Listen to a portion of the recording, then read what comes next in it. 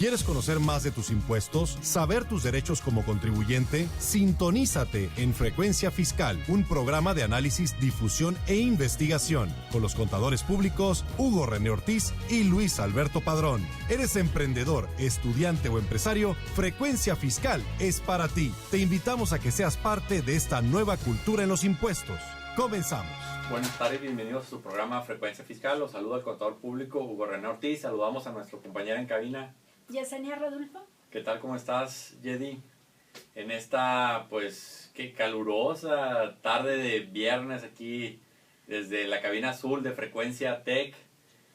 Pues muy bien, aquí con mucha información. Venimos del instituto y como comentaba en la mañana, pues no dejamos de aprender. Cada vez el SAT saca más cosas y más cosas.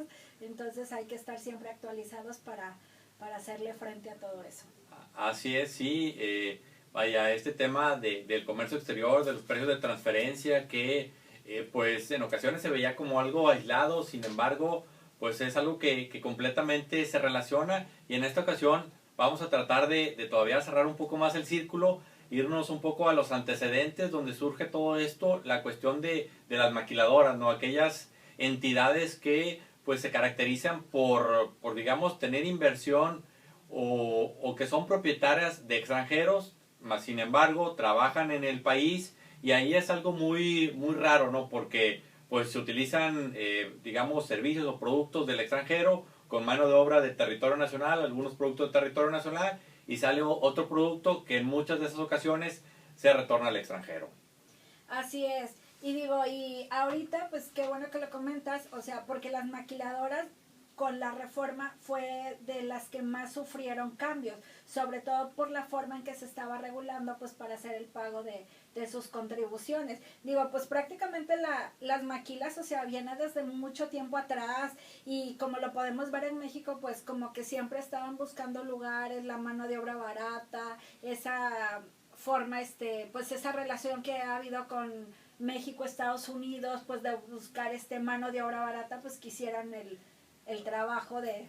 Así es, sí. De hecho, esto que comentas, pues entre los años 1942 y 1963 surgió ese programa Bracero, que para aquellos que no tienen tanto tiempo en esta cuestión fiscal y temas comerciales, bueno, pues era una especie de maquiladora, pero aquí lo que pasaba es que la mano de obra mexicana iba a Estados Unidos y allá era donde prestaba el servicio, que en esa época tradicionalmente pues era la cuestión en el campo, ¿no? La cuestión de la pizca, de fruta, de diferentes cosas, y ahí los mexicanos pasaban gran parte de su tiempo, gran parte del año la pasaban en Estados Unidos. Constantemente estaban enviando, digamos, las remesas para que sus familiares aquí tuvieran con qué vivir mientras ellos estaban en el extranjero, y también era muy común que prácticamente ellos vivían en las granjas o en los lugares donde tenían o prestaban ese servicio. Y esto pues se dio por muchos años. Hubo familias que tan pronto los hijos ya estaban en edad de viajar y demás, pues junto con el padre se iban para allá, y hubo muchos que allá hicieron su vida, y con el paso del tiempo pues esto ya fue evolucionando, ¿no? Hasta la cuestión de, digamos, traer los insumos, que era la materia prima, construir las instalaciones aquí en México, que más adelante vamos a ver en qué estados de la República están concentradas las maquiladoras, para efectos de que la mano de obra, que eran los mexicanos, ya no se trasladaran al extranjero, sino simplemente prestaran el servicio aquí en territorio nacional. Claro, ya se fue formalizando. Una vez que vieron todo eso ya, pues dijeron, ok, pues vamos a ponerlo como que de este lado, o sea, del lado de México, y empezó a hacer algo más formal con un código aduanero. También se empezaron a ampliar como que los sistemas de maquila en el territorio nacional, empezaron a ver las zonas fronterizas, Ciudad Juárez, pues está pegado con El Paso. Así es. O sea, al final de cuentas, pues ya le fueron dando como que más forma para establecerlo aquí en territorio nacional. Pero aún así era como que estaba ya establecido, sin embargo, todavía en cuanto a materia de precios de transferencia, pues todavía no entraba nada de eso en esa época, Sí, hasta que entró precios de transferencia en el 95.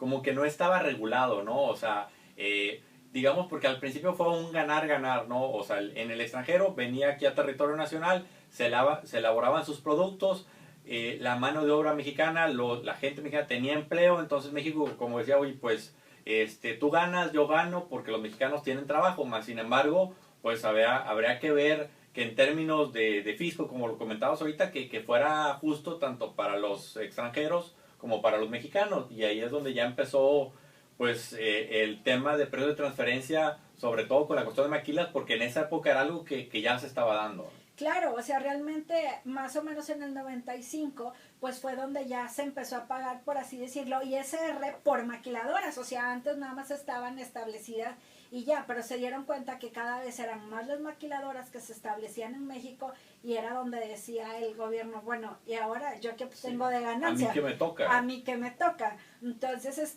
pues ya sabes, empieza eso y creíamos que al principio solamente los precios de transferencia les iban a tocar nada más a las empresas transnacionales y demás, y se dieron cuenta que no, que también las maquiladoras pues entraban dentro de esa parte para regularse. Es exacto, sí, porque aquí en esa época también fue cuando surgió el tema del TLC, el Tratado de Libre Comercio, la cuestión de los beneficios arancelarios, no arancelarios, en sí fue quizás un boom en esa época en tema de comercio exterior. Claro, y es también donde ya se empiezan a surgir decretos y entra lo del PITEX y luego que cambia IMEX. O sea, al final de cuentas esto ya fue tomando forma. ¿Por qué? Por lo mismo que hacemos hincapié de que ya se dieron cuenta que maquiladoras pasaron de ser unas pocas a unas muchas. Y realmente por eso hay un organismo que las regula y todo, porque ya hay demasiadas en nuestro territorio nacional. Y que la razón de ser de la maquiladora era traer los insumos, la materia prima, aquí estaba la mano de obra, se transformaba y el producto regresaba al extranjero, es decir, nada más era una cuestión de mano de obra. Pero con el tiempo todo este sistema fue cambiando forma, fue adaptándose a la cuestión económica y es por eso la necesidad de todo este marco regulatorio que pues ha sido necesario. Y bueno, viendo un poco el establecimiento de lo que son las maquiladoras, bueno, tenemos que, por ejemplo, actualmente aquí en el estado de Nuevo León es el estado que más maquiladoras hay en todo el país. Estamos hablando de aproximadamente 644. También está por ahí el estado de Chihuahua, donde pues son 477 maquiladoras las que se encuentran. Y pues estos ya son números bastante representativos, ¿no? Entonces, toda esta cuestión hace que las autoridades, tanto a nivel fiscal, a nivel laboral, a nivel comercial, pues le presten más atención a este tema de las maquiladoras. Y sí, y podemos ver, o sea, si vemos las estadísticas en 2014, o sea, imagínate, cuando yo me refería a muchas, estamos hablando más de 5,000 maquilas, o sea, en México, imagínate cuánta gente, cuánta fuente de riqueza no hay, y en empleados estamos hablando casi de 2,5 millones de empleados. Entonces digo, eso también beneficia a nuestro país porque se les está dando empleo a personas en México, pero como dicen, realmente cuando estas cifras están muy muy altas, pues requieren ser reguladas, ya sea por decretos, ya sea por las autoridades, simplemente que tuvieran algo más de forma y que estuvieran establecidas. Así es. Y también el gran parteaguas, como comentabas, de las maquiladoras fue en 2014, ¿no? Esta reforma que vino a trastocar la forma de operación. Pero igual antes de tocar cuáles fueron esos cambios, que nos comentaras cómo estaba anteriormente, ¿no? Cómo funcionaban las maquiladoras en el aspecto fiscal, cómo las veía el fisco. Sí, digo, al final de cuentas, pues el fisco les decía, ok, para yo poder, pues cobrarte tu ICR y que estés en regla y todo, pues habían como que ciertos mecanismos, te decían, si eres maquiladora, pues requieres cumplir ya sea que me realices un safe harbor, que me realices un APA, que es un acuerdo de precios anticipados, o que me realices un estudio de precios de transferencia. ¿Y qué pasaba? Que al final de cuentas de esas tres opciones, pues siempre la más viable era el estudio de precios de transferencia. ¿Por qué? Porque tanto te salía más barato como era más fácil de hacerlo, por así decirlo, y al final pues era con el que menos te costaba, por así decirlo. Y el que llevaba menos tiempo también, ¿no? Porque los otros procedimientos sabemos que pues interviene la autoridad y en ocasiones el contribuyente hace su parte y la autoridad pues no siempre digamos responde a tiempo en su momento y eso pues perjudica al final del día al contribuyente.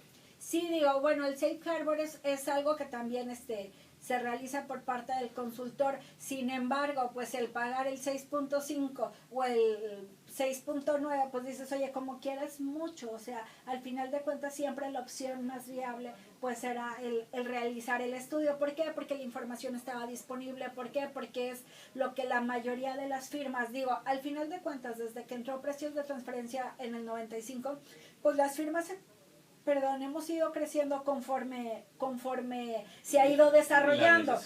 Porque al final de cuentas tampoco la autoridad sabía, o sea, cuando entró precios de transferencia, pues no había como que ni un experto, o sea, como que fuimos aprendiendo en conjunto y por eso ahorita, en este momento como que hay más candados o mecanismos porque todos hemos aprendido, o sea, al final de cuentas, pues tú dices, aquí es como interpretemos la ley. Entonces, si han habido algunos clientes por ahí que se han querido ir por la tangente y pues obviamente eso ha hecho que la autoridad pues vaya poniendo más candados y pues nosotros también.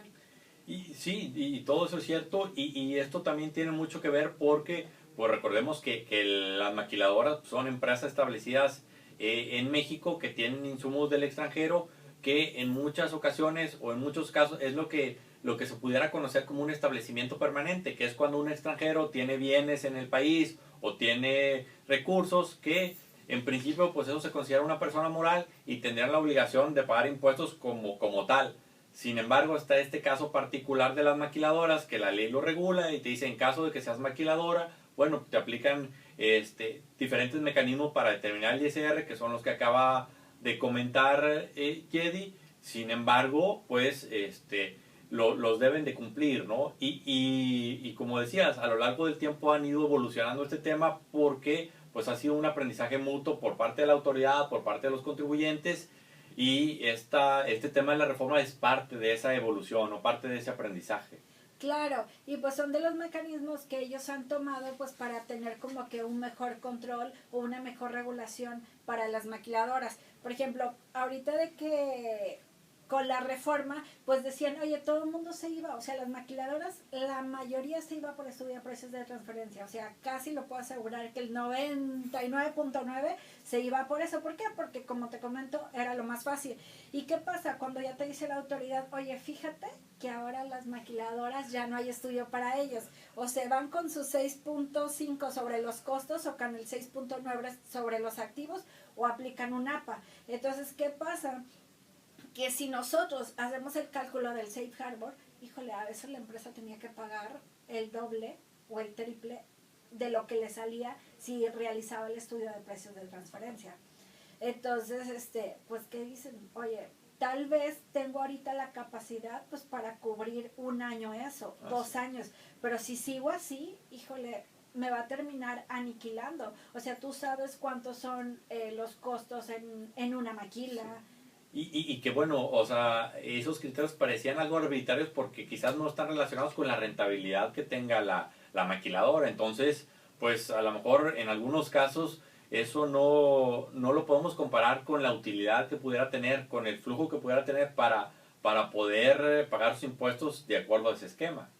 Sí, así es. Y digo, y al final de cuentas, pues me gustaría como que tocar un poquito más el tema del APA, que era algo que ya existía, algo que no utilizábamos porque decíamos, híjole, el irme a sentar a negociar con la autoridad, casi siempre lo veíamos en chisme, como que eso nunca va a suceder y prefiero primero sacarle la vuelta y hacer otra cosa antes de que me siente yo a negociar con ellos. Pero ahorita las maquiladoras, y digo, y no solo las maquiladoras, también las demás empresas como que dicen, oye, ¿sabes qué? Pues prefiero sentarme a negociar, prefiero tener un acuerdo de precios anticipado. ¿Y qué es en sí el acuerdo? O sea, tú te sientas a negociar con la autoridad, le haces como un tipo de estudio proyectado donde le dices, oye, pues realmente este va a ser mi margen, estos son mis comparables, ellos lo analizan y te dicen sí o no, y ellos también hasta pueden determinar un margen más alto, más bajo, ya depende de ellos. Es como algo, por decirlo así, un tema preventivo, ¿no? Vamos a llevar a cabo esta operación, por tanto tiempo, proyectamos tener esta utilidad, es decir, plantearle el escenario y la conclusión del impuesto que pagarías en base a un análisis, a un soporte, que la autoridad al final del día revisa ese documento o toda esa información que se le presenta y hay un veredicto, ¿no? Donde te dice, ¿estás de acuerdo o no estás de acuerdo? Claro, y además como que para ti como empresa también es como que una seguridad. ¿Por qué? Porque tú sabes que una vez obteniendo esa resolución, ya sabes que la autoridad te va a dejar en paz durante 4 o 5 años por el periodo que haya sacado el APA. El APA. Sí, esto que, bueno, aquí la cuestión es que, como comentaba Yedi al inicio, esto lleva tiempo, ¿no? Tú entregas la información y la autoridad tiene un periodo de 12 meses para contestarte cuando estamos hablando que es un tema, digamos, entre dos naciones. Sí, bueno, ahorita digo, los plazos que tenían establecidos al principio era que si era un APA unilateral, o sea, nada más era, pues duraba más o menos 12 meses el procedimiento, y si era un APA bilateral o multilateral, pues duraba de 24 a 36 meses el procedimiento. Pero en la actualidad estamos viendo que es el día de hoy, que todavía no recibimos resolución alguna, o al menos no que yo tenga conocimiento. Es más, o sea, de hecho salió al tema ahorita que estábamos en el Instituto de Contadores, porque era un tema de precios, que no hemos recibido resolución, o sea, de las empresas que metieron en tiempo y forma sus APAs, y que aún así, pues casi se van a llevar 2 años, 2 años y medio en esta resolución. Y seguimos a la expectativa. ¿Por qué? Porque, como repito, la autoridad tampoco estaba tan acostumbrada a esto, entonces estamos aprendiendo en conjunto. Sí, y esto, digo, aunque parece algo meramente procedimental, puede tener muchas implicaciones financieras, fiscales y demás, porque pues la autoridad se tarda en contestar, y en caso de que el rango o modifique, no esté de acuerdo al 100% con la información presentada por el contribuyente, probablemente va a haber cambios. Entonces el tema va a ser cómo implementar esos cambios, esos ajustes, y bueno, todo eso pues es algo que ahorita lo estamos viendo en teoría, pero de acuerdo a cómo van las cosas, es muy factible que en un futuro se llegue a dar en caso que la autoridad no esté de acuerdo con lo que diga el contribuyente. Así es. Y luego ahorita algo que me hizo como que pues ruido, o sea, me dejó fuera de onda, es saber, digo, el APA en México nosotros estamos viendo, digo, como te comenté, es nuevo, pues aproximadamente el procedimiento está como en 13,000 pesos, si lo queremos redondear, en 13,000 pesos mexicanos. Sin embargo, en Estados Unidos realizar lo mismo, o sea, un APA allá está entre 50,000 y 60,000 dólares. De hecho, creo que este año acaba de cambiar eso. Entonces yo dije, híjole, es demasiado, o sea, el dinero. Sin embargo, también la diferencia de Estados Unidos con México es que México sí está obligado a realizar estudio de precios de transferencia o a estar con la información comprobatoria en materia de precios de transferencia año con año. Pudieras decir, oye, la empresa se mantiene igual, es estándar el proceso. Sí, decir, oye, pues tengo los mismos activos, funciones y riesgos del año pasado, la industria se mantuvo, pero al final de cuentas la autoridad en México te pide tener pues un estudio para año con año. Estarlo actualizando. Y en Estados Unidos no. En Estados Unidos mientras tú tengas la información comprobatoria, puedes hacer un estudio en 2010, otro en 2013, otro. Al final de cuentas no requieres presentarlo año con año. Entonces nosotros consideramos que por eso están como que los precios tan desmedidos. ¿Por qué? Porque realmente allá pues realizar un acuerdo de precios anticipado pues no es tan necesario. Y bueno, y viendo ahorita que comentabas este tema a nivel internacional, bueno, tema de los APAs es algo que existe a nivel mundial.